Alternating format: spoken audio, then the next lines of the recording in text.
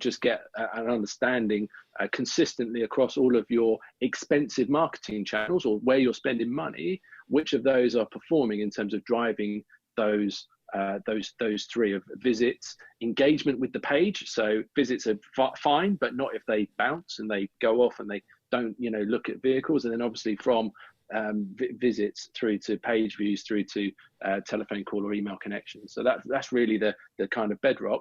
I'm sure we'll talk about the other things that are important in order to be able to differentiate your brand and tell that story, like social media. But I think for the expensive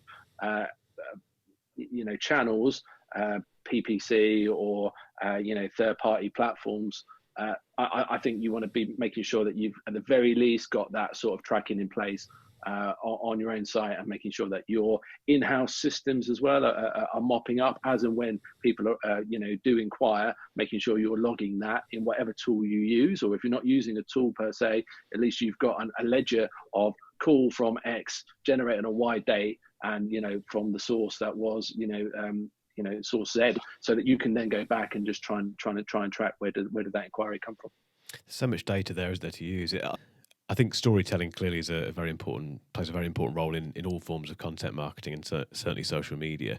But those stories have to be driven by something, don't they? And I think you've all mentioned the importance of data in that respect.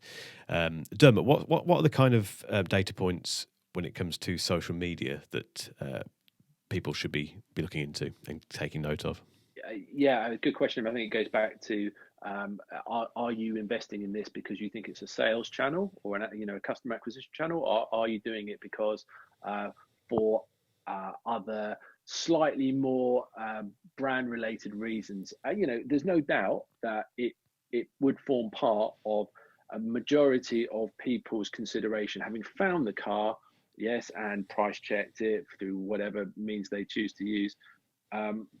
They would then absolutely go on social media to make sure that who are they buying it from. So you need to have a consistent presence on there, and you have to look as though you are tending and managing those channels like a brand that cares, because ultimately, to the point we've made earlier about this one car, it's the most important car to you at that point. So you want to make sure that when you're buying it, everything, you're de-risking it as much as possible. And I think really from a metrics point of view, it's hard to put an exact like on it, an exact number on what's the value of a like or a retweet, but rather it's part of your overall strategy to make sure that you are giving the best impression of your business, so that it doesn't in a way, it's not about it generating sales, it's making sure you don't lose any sales. It could be one way of really trying to look at your presence and the effort that you need to put onto being on those platforms.